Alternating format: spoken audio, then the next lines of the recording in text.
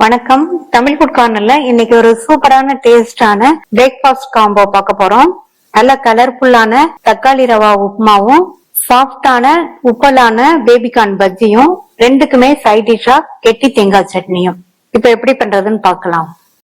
தேங்காய் சட்னி பண்றதுக்கு இந்த மிக்ஸி ஜார்ல ஒரு கப் தேங்காய் துருவல், ஒரு சின்ன பீஸ் இஞ்சி, 3 பச்சை மிளகாய், 2 டேபிள் ஸ்பூன் பொட்டுக்கடலை, சட்னிக்கு தேவையான அளவு உப்பு, இதுல தேவையான அளவு தண்ணி சேர்த்து நைஸா அரைச்சிக்கலாம். இந்த திக்னஸ்க்கு இருக்கிற மாதிரி அரைச்சுக்கணும். இத வேற ஒரு பவுலுக்கு மாத்திட்டு தாளிப்பு போட்டுடலாம். தாளிக்கிறதுக்கு 2 டீஸ்பூன் எண்ணெய் விட்டு சூடாயிடுச்சு. இதுல 1/2 டீஸ்பூன் கடுகு, 1/2 டீஸ்பூன் உளுந்து, கறிவேப்பிலை, 2 பிஞ்ச் பெருங்காய பவுடர். தாளிப்ப சட்னியில சேர்த்தாச்சு. நம்மளுடைய தேங்காய் சட்னி ரெடி ஆயிடுச்சு. பேபிகார்ன் பஜ்ஜி பண்றதுக்கு 150 கிராம் பேபிகார்னை வாஷ் பண்ணிட்டு இந்த மாதிரி நீல வாக்குல 2 கட் பண்ணி வச்சிருக்கேன்.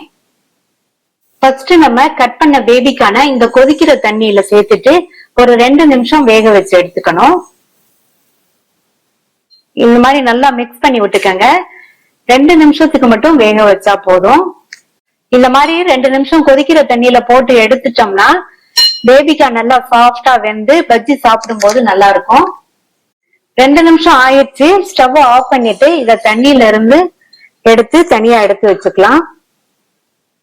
பஜ்ஜிக்கு மாவு ரெடி பண்றதுக்கு இந்த மிக்சிங் பவுல்ல 1/2 கப் கடலை மாவு, 2 டேபிள் ஸ்பூன் அரிசி மாவு, 1 டீஸ்பூன் தனி மிளகாத்தூள், 1/4 டீஸ்பூன் பெருங்காய பவுடர், இதுக்கு தேவையான அளவு உப்பு எல்லாத்தையும் நல்லா ஒன்னா மிக்ஸ் பண்ணிட்டு இதுல கொஞ்சம் கொஞ்சமா தண்ணி சேர்த்து பஜ்ஜி மாவு பதத்துக்கு மிக்ஸ் பண்ணிக்கணும்.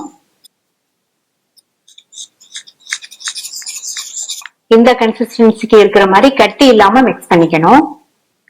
இதுல 2 பிஞ்ச் மட்டும் சமையல் சோடா கடைசியில சேர்த்துட்டு மறுபடியும் நல்லா ஒரு மிக்ஸ் பண்ணி விட்டுட்டு போட்டு எடுத்துடலாம். வேக வச்ச கார்ன் பீசஸ ஒவ்வொன்னா எடுத்து திரட்டிட்டு அப்படியே எண்ணெயில போட்டுடலாம். எண்ணெய் விட்டு சூடாயிடுச்சு. ஒவ்வொரு பீஸா மாவுல பிரட்டிட்டு இதுல சேர்த்துடலாம். ஸ்டவ் லோ ஃபிளேமுக்கும் மீடியம் ஃபிளேமுக்கும் நடுவுல இருக்கட்டும். உடனே திருப்பி விட வேண்டாம். இப்ப 1/2 நிமிஷம் போல ஆயிடுச்சு. திருப்பி போட்டுக்கலாம். நல்லா திருப்பி போட்டு பஜ்ஜி ஃபுல்லா வெந்ததுக்கு அப்புறமா எடுத்துடலாம். திருப்பி போட்டு எண்ணெயோட சத்தம்லாம் ஓரளவு அடங்கியிருக்கு. எடுத்துடலாம். நல்ல சாஃப்டான டேஸ்டான பேபிகார்ன் பஜ்ஜி ரெடி ஆயிடுச்சு.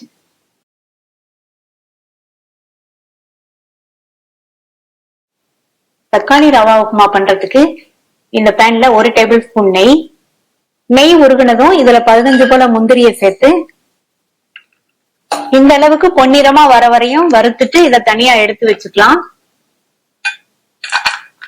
மீதி இருக்கிற நெய்ல 1 கப் ரவை சேர்த்து மிதமான தீயில வச்சு நல்ல வாசனை வர வரையும் வறுத்துக்கணும். ரவையோட கலர் லைட்டா மாறி நல்ல ஒரு வாசனை வந்ததும் இத ஒரு பிளேட்டுக்கு மாத்திட்டு அடுத்து இந்த பேன்ல 2 டேபிள் ஸ்பூன்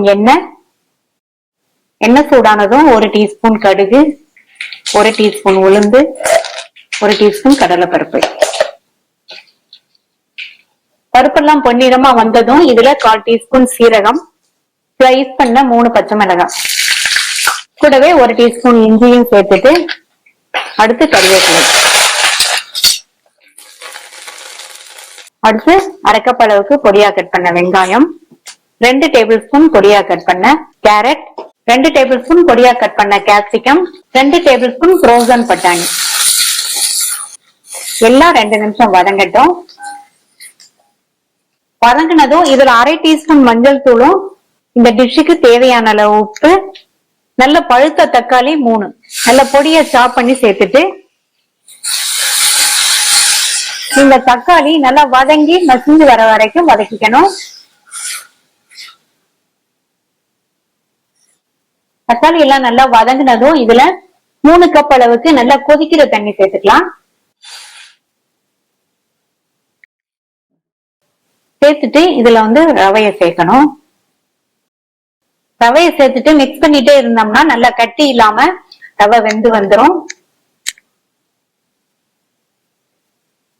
இப்ப சேர்த்து தண்ணி எல்லாம் இழுத்து ரவையும் வெந்துருச்சு. இந்த அளவுக்கு தளதளன்னு இருக்கும்போது இதுல வறுத்த முந்திரி, 1/2 டேபிள் ஸ்பூன் நெய், 1/4 கப் அளவுக்கு பொடியா கட் பண்ண கொத்தமல்லி இலைகள் நல்லா கலந்து விட்டுட்டு ஸ்டவ் ஆஃப் பண்ணிட்டு மூடி வச்சிருங்க. 2 நிமிஷத்துக்கு இருக்கட்டும். ஸ்டவ் ஆஃப் பண்ணியாச்சு, மூடி போட்டாச்சு. 2 நிமிஷம் கழிச்சு பார்க்கலாம். அவ்வளவுதான், சூப்பரா டேஸ்டான தக்காளி ரவா உப்புமா ரெடி ஆயிடுச்சு. டெய்லி இட்லி தோசைன்னு பண்றதுக்கு இந்த மாதிரி ஒரு டிஃபரெண்டான பிரேக்ஃபாஸ்ட் காம்போவை ஒரு தடவை ட்ரை பண்ணி பாருங்க. எல்லாருமே விரும்பி சாப்பிடுவாங்க. இந்த யூனிக்கான காம்போவை ட்ரை பண்ணி பார்த்துட்டு உங்க கமெண்ட்ஸ் சொல்லுங்க. தேங்க்யூ.